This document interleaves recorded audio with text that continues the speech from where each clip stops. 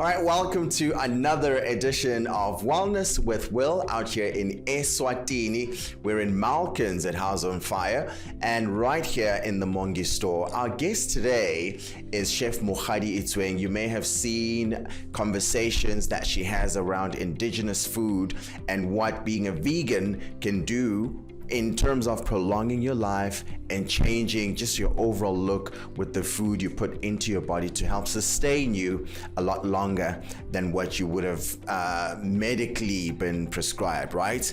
Chef, a very good morning. Thank you so much for joining us here on Wellness with Will. Our conversation today will center around mental health, obviously, but wellness being the continuous thread in that conversation. When I look at Veggie Licious, a lot of the food and the dishes and the content contained within that book speaks about how to look after ourselves and our bodies using plants.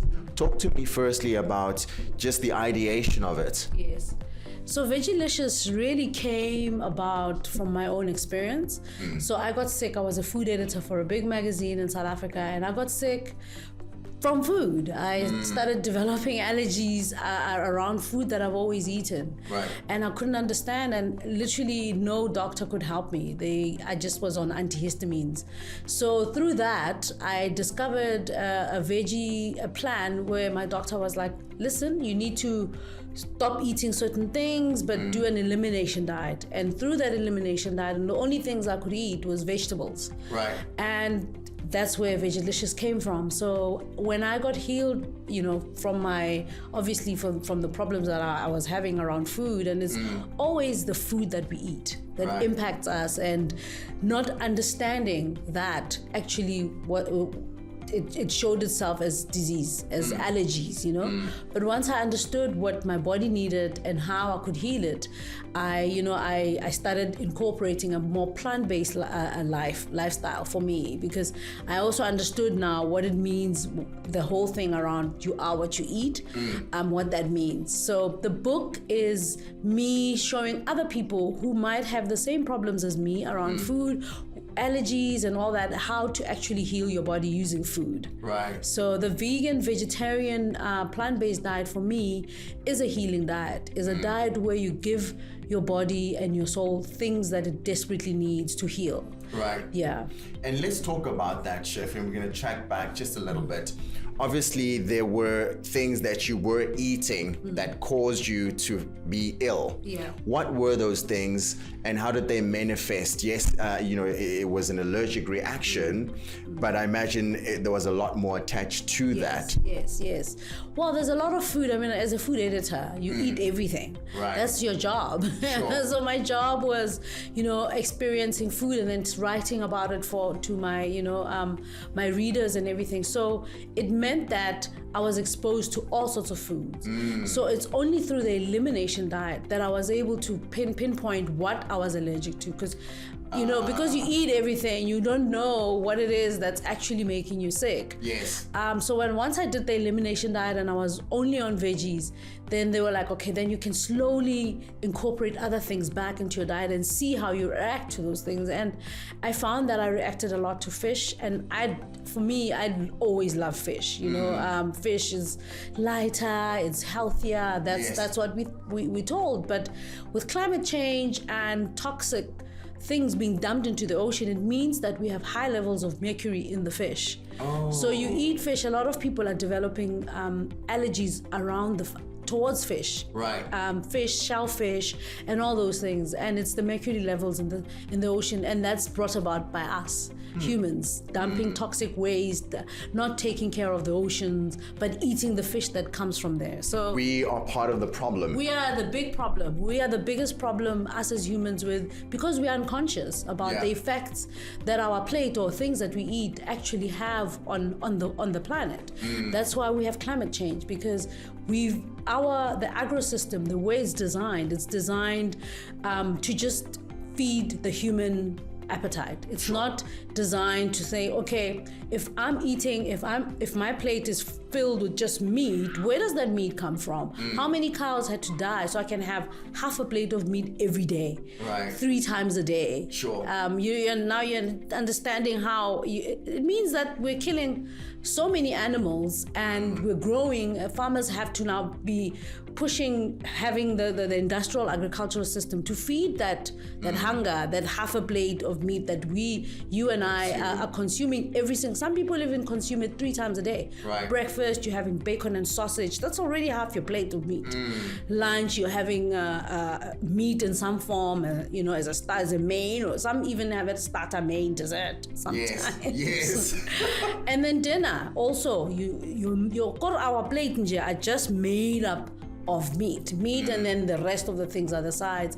So I had to learn and be conscious around what I put on my plate to heal. So the elimination diet helped me eliminate everything and then slowly put things back and see what I was allergic. And I was allergic to pork, I was allergic to fish, I'm allergic to milk. What sort of reaction were you getting from the pork? Because I'm also allergic, and I'm very happy to always explain to people that I get a sore throat almost immediately. And because I use my voice so much, if I can't speak, I can't work. If I can't work, my livelihood is affected. You see, exactly. How does it happen for you? For me, it's also a sore throat, but I also have a lot of mucus.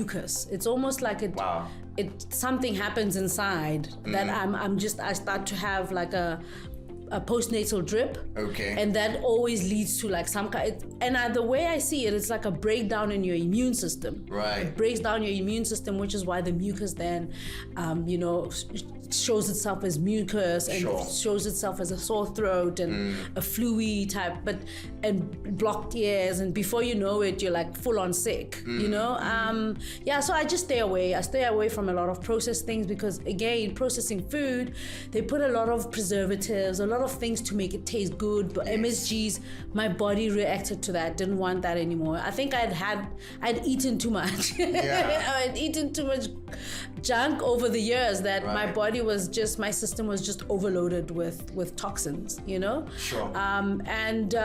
The fish, I can't even touch fish. I really react to fish. Again, it's the mercury, the levels of mercury. I can't. And this is any kind of fish, hey? So I don't eat fish at all. I don't eat pork, milk, same. But I've always been allergic to milk. Right. It's that lactose intolerant thing that we all just say, it doesn't matter, I'll still eat the ice cream. But your body is like, no, you can't have the ice cream, but you're forcing it because the taste buds always overweigh everything else. You're like, no, I'll deal with the consequences later. But it comes to a point in your life where your body says, no, you have to listen to me. You have to listen to me. And I'd literally break out into hives with different allergies. And I think because as humans, we're so all about what we look like, not being able to be out there looking fresh, having hives, it'll teach you to stop eating this stuff because you're like, I can't go anywhere looking like this. I can't even put makeup on it. I'm swollen. You know what I'm saying? So the allergies really humbled me and forced me to go inside and find something that was healthy for me and my body. And that was, I guess, having the allergies was my body's way of stopping me. On my, because I just didn't care. I was like, whatever, as long as it doesn't show here. But eventually it started to show. And a lot of us obviously always go through allergy tests only when we are sick. Yes. And the doctor then tells you that the thing that you're eating is causing all of this. And then the allergy test comes back and it tells you there are 10 things that you should stop eating immediately. And that it's almost like a shock to the brain and the body because your body has learned how to function with these food items that you keep inserting into your body, right? So I imagine the book then goes through all of that to say, this is the veggie that you should try for this. Let's talk about that, Chef. So the book for me was also a guide, something that people can use at home. To incorporate into their life. So it's not something that's out there, So I start off by explaining to people that even vegetables can sometimes be toxic because of the pesticides that are used to grow these vegetables. Right. And if a lot of GMO vegetables have to be, they have to use pesticides to grow them. So now you have to start to think that, do I even need to have these GMO vegetables, or maybe I could start growing my own at home? Yeah. So the book shows you how to grow a little garden, how to seed save, how to, just basic things that you can do at home in the kitchen, how to create a compost heap that is healthy. So that way you're taking charge of your food system from the word go, from what you grow. So you know that I grew those tomatoes, I know they're healthy. I didn't put pesticide on them. I grew that morojo, I know it's healthy, I didn't put pesticides on it. Right. So that consciousness starts from there. And also there's nothing, gardening, I'm sure other gardeners will tell you this, there's nothing that makes you present as having a garden. Sure. Because you're literally growing this thing. It's like a baby. You have to water it. If you don't water it, it dies. Yeah. You know what I'm saying? If you water it and take care of it, you're gonna get the fruits. You're gonna get so it's such a present activity to do that it keeps you, it literally, once you understand that I'm growing this for my wellness, you're already connected to your wellness, you're already on your way. So the book starts with that. Right. How to seed save at home. Instead of throwing food away, you could use it as compost. You could take the seeds and replant them and get more of those things that you already love to eat. Plant this on summer. So my book is also structured in such a way that it's summer. I structure it according to the seasons. So again, to make sure that people are awake around seasoning, because that is one way of being sustainable at home, eating for season, understanding that I can't want a strawberry in winter or whatever, because it doesn't grow. Where are you getting the strawberry in winter? Or you can't want an orange in summer. It'll cost you a whole lot of money.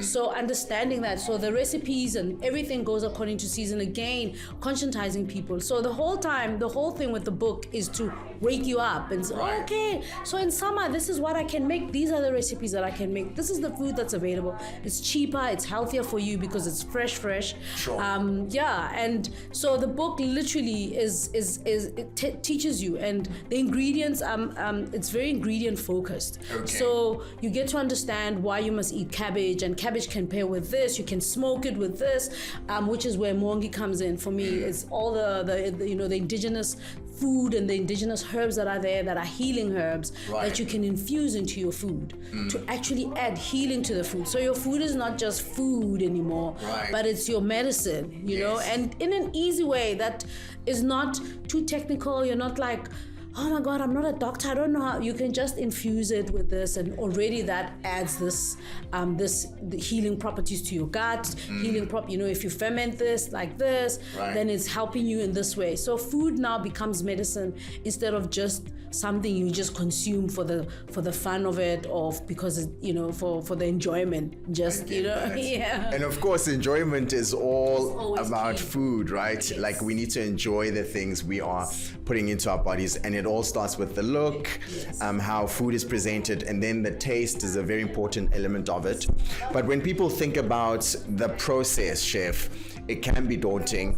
Most people think, oh, I'm going to take this thing and I need to now leave it in water for so long, and I'll only be able to eat this in 5 days, for instance. Talk to me just about the process and how easy you've made it, because you've got it in the book. To really live this and have it be your lifestyle. Yes.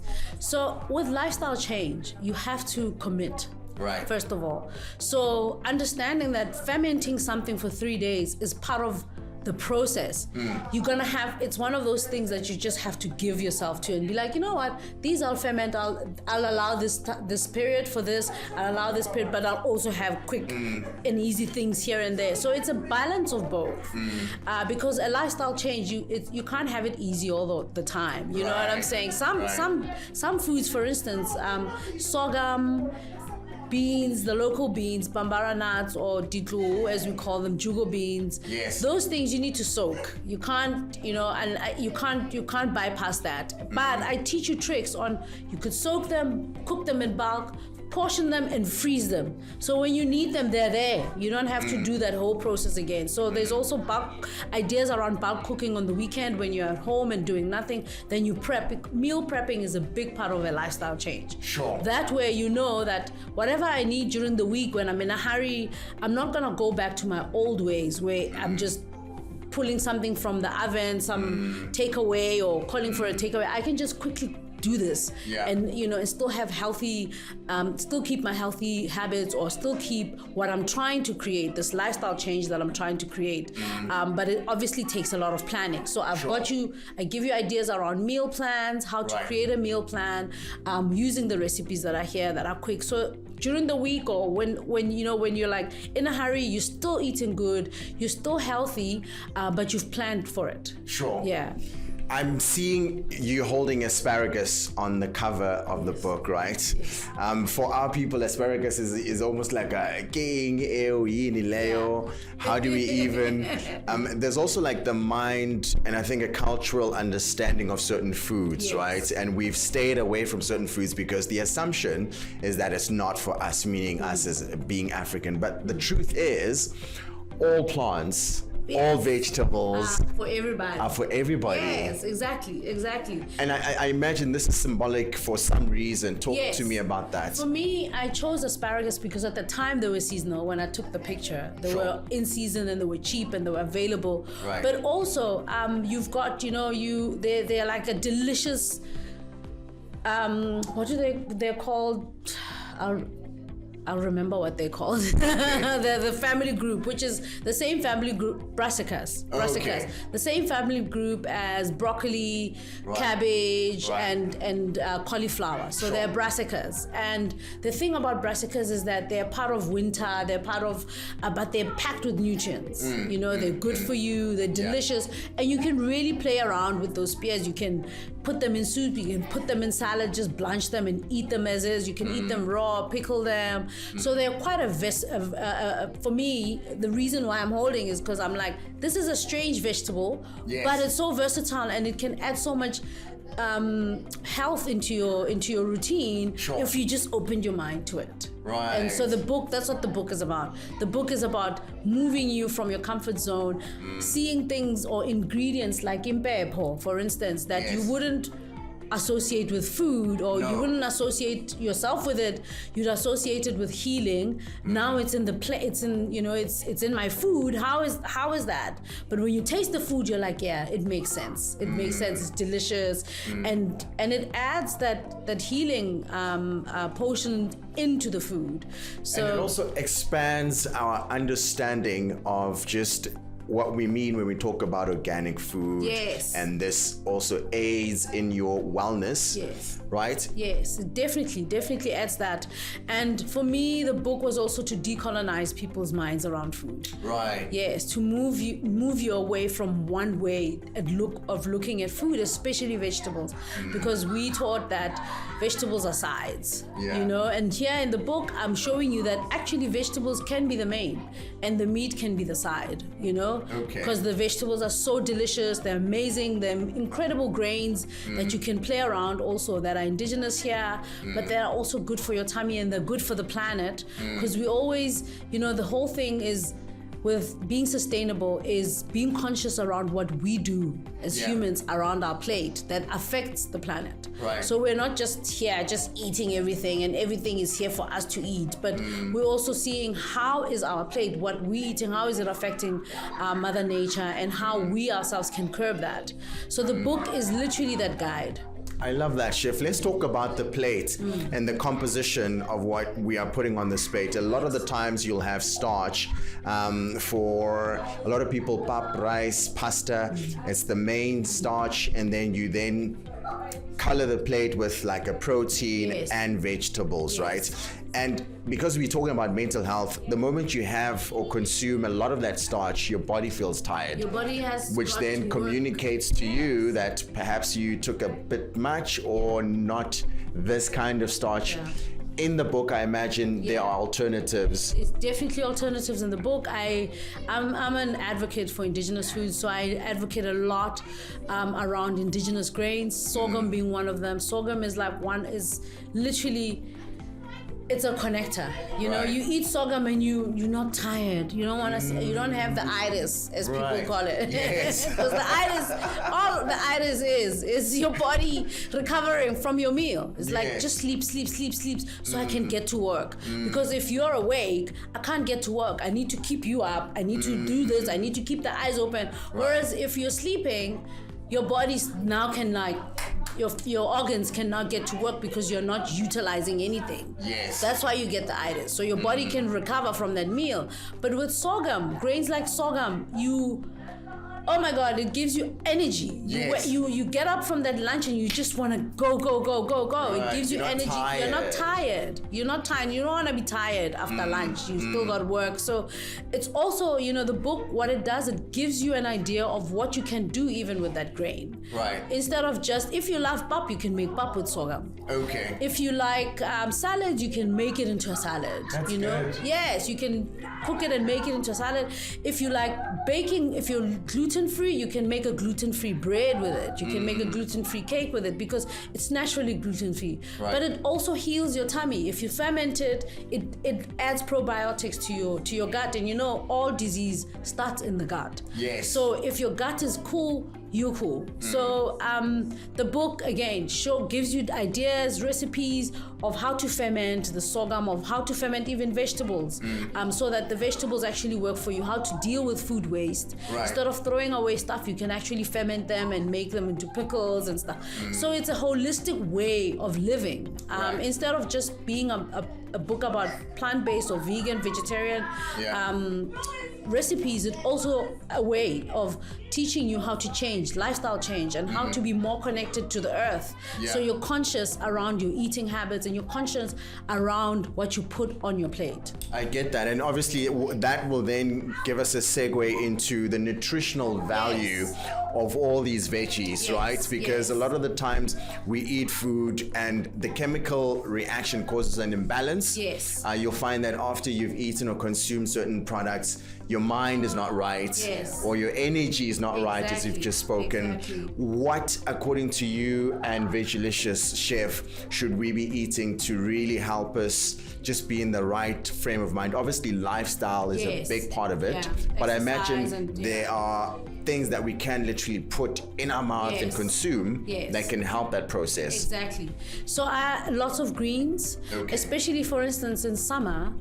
The greens and Mother Nature tells you what to eat. Actually, if you listened, if you're conscious enough. Right. So in the summer, you'll get all these greens that are available in summer. The lettuces and the whatevers. They're all so lettuce and spinach are also available in winter. But you get more variety in summer. You get the fruits. So try and eat as light as possible, especially in the morning when you're awake, because your body's still fasting. It's still in the fasting stage, slowly waking up. Don't overwhelm it with bacon and eggs. You know what I'm saying?